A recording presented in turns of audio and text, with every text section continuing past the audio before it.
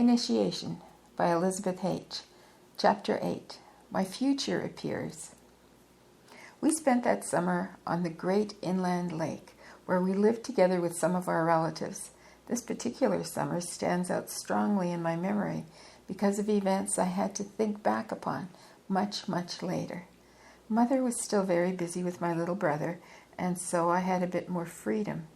In the company of a girlfriend of my own age, I was allowed to roam about the village and nearby park and meadows. Mother thought I was going to my friend's house, while her mother thought she was coming to mine.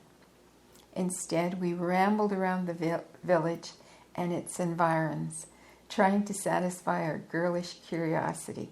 On the lakeshore, there was a row of villas, and we watched a gypsy boy go up to each villa in turn, play a few tunes on his violin, and hold out his hand for money.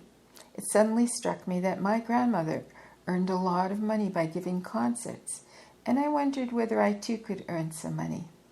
My little girlfriend always did blindly whatever I told her to do, so we went up the hill to each villa, straight up to the porch or into the garden wherever the people were sitting, and I recited a poem. The people were very surprised, but when my friend made the rounds holding out a plate, everybody dropped some coins in it, some more, some less. All of them had a hearty laugh at our expense, and one lady asked whether my mother knew what I was doing. "No," I answered. "This is our private enterprise. Mother doesn't know about it." "Just as I thought," said the lady. "Why don't you two children run along home now?" The promising business venture came to an end that very day.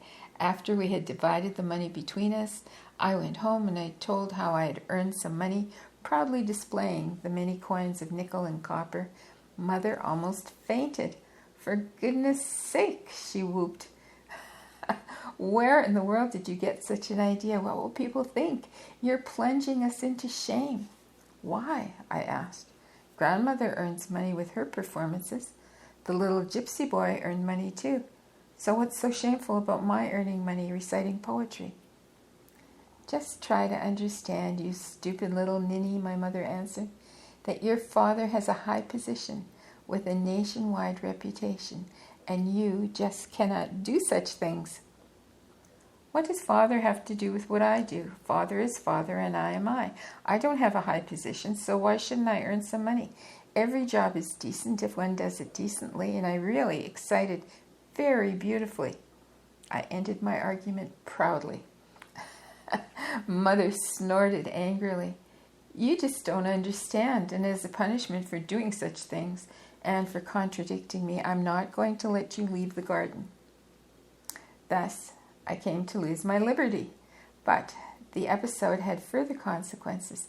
My great-uncle, who had rented the other half of the villa for himself and his family, was a loving person blessed with a magnificent sense of humor.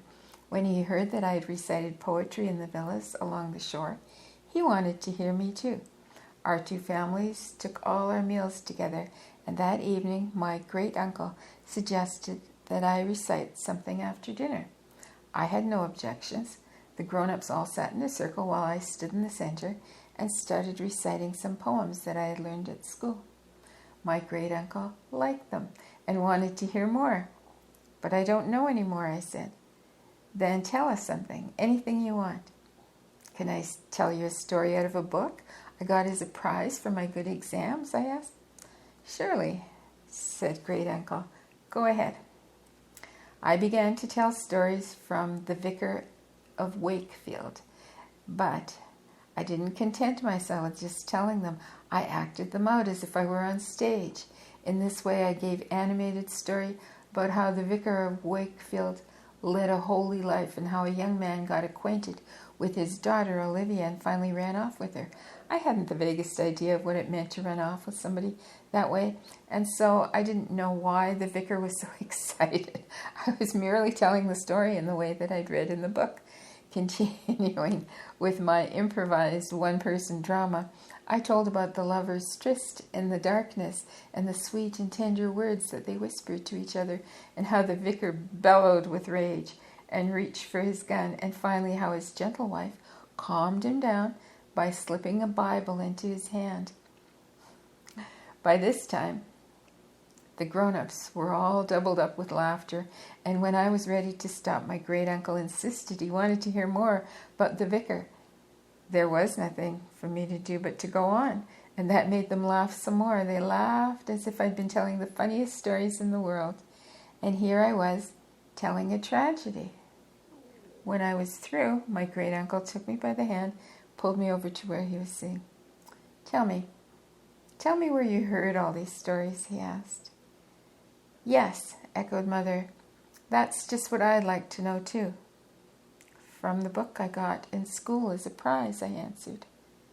"Amazing," said Mother, somewhat vexed but still laughing. "How can these people in school give such books to a child?" "Forget it, Lillian," said my great-uncle. "They certainly didn't read the book themselves, and undoubtedly they thought a book about a vicar is bound to be full of holy and harmful things. They just didn't realize that ministers of the gospel sometimes have daughters. Just relax, Lillian, and let her tell some more stories another time. What she's got in her head, you can't get out again anyway, and I haven't had such a good laugh in a long time." From then on, I had to give a performance every evening. In addition to our family circle, my audience soon began to include friends from the neighborhood who came to hear me tell stories that I'd been reading in the books. These included some of Shakespeare's tragedies, and once again I could not understand why there was in these profoundly tragic scenes that struck the grown-ups as funny. Despite their hilarity, I put on the scene in which King Lear, alone and deserted, lets out his dying gasps, and the grown-ups were in stitches. In Richard III, I went through the scene in which everybody dies one after another, one way or another, the next in another, and I demonstrated how. By this time, the grown-ups were practically splitting their sides. How, I wonder, can people laugh at such tragic events where so many people die? That's not funny. That's horrible, I thought, as I went on with my act in deadly earnest. How very often, I was to think back in later years about that little girl who was so serious, so convinced of herself as she told stories and put on an act. My later destiny in life had already come into evidence. Even at that early age, I had become accustomed to bringing forth things out of my inner world, beautiful, divine, true things, irrespective of whether my audience understood my truth or not. I speak for the sake of truth itself, and only one listener is important: God. Summer went by, and we came home. That winter, I decided to stop wearing little girls' clothes and to dress as a clown. I just could not get over the feeling that I was not the person I was, and that I was really somebody else. Even though I'd stopped talking about it, I had not gotten over this feeling. On the contrary, it had merely worked its way down deeper inside me and was active in my subconscious. I begged, and I kept on begging, till my good-hearted mother would say no any longer. No, could not say no any longer. With her own hands, she made me a real clown costume, a pretty one. She even bought me 2 colorful clown caps, and from then on, I went around in this attire. I derived tremendous enjoyment from exercising on a trapeze and flying rings, imitating at home everything that I'd seen in the circus, hanging head down and seeing the world upside down. I felt free. At that time, I did not yet know that psychologists call the clown a person-changing type. Along with my amateur circus acrobatics, I acquired the habit of assuming strange and unusual body postures. First, my parents were surprised and they laughed at me, and soon all our relatives and friends were amused and entertained at the comical positions into which I put various parts of my body. Wherever I went, I was asked to demonstrate these postures. I did them instinctively, without thinking at all why I did them. I merely noticed that they made me feel good. that in that certain position I could study better, and that when I was tired I could feel surprisingly fresh again in only a few minutes by virtue of having sat in certain other positions. The rest of the family laughed about my crazy habit, and Mother gradually got used to seeing me in some impossible position whenever she came into her room. At first, she lectured me about how a good girl has to sit on a chair, must not stand on her head, or twist her legs into impossible positions, or hang her legs over her shoulders. In due course, however, she left me in peace with this new idiosyncrasy of mine. For me, these different body postures were a matter of course. They were in my blood. I enjoyed them even without thinking about them much. And I was only amazed, once again, that the people around me were so surprised about something so obvious. Once, while our whole family was visiting Aunt Raffaella for a few weeks in the summer holidays, we had a visit from a gentleman who had spent many years traveling in the Far East, and who, as Uncle Ferdinand informed us, could tell all kinds of interesting stories about these faraway places. We children were introduced to the man, and as usual, our parents told him what we could do.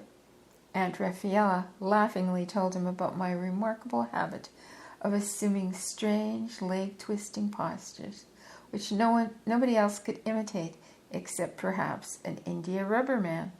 I lay on the floor, and I was always embarrassed when people were talking about me. The feeling uncomfortable about merely protruding above the ground, I assumed a position in which I could completely conceal my head, giving spectators the illusion of its having been cut off. The grown-ups laughed. Then I demonstrated a few other difficult in quotes, postures that I enjoyed so much. Our strange guest watched my performance for a while without cracking a smile and finally burst out in astonishment. "But this child is doing typical yoga exercises. Where did you learn them, little girl?" He turned to me.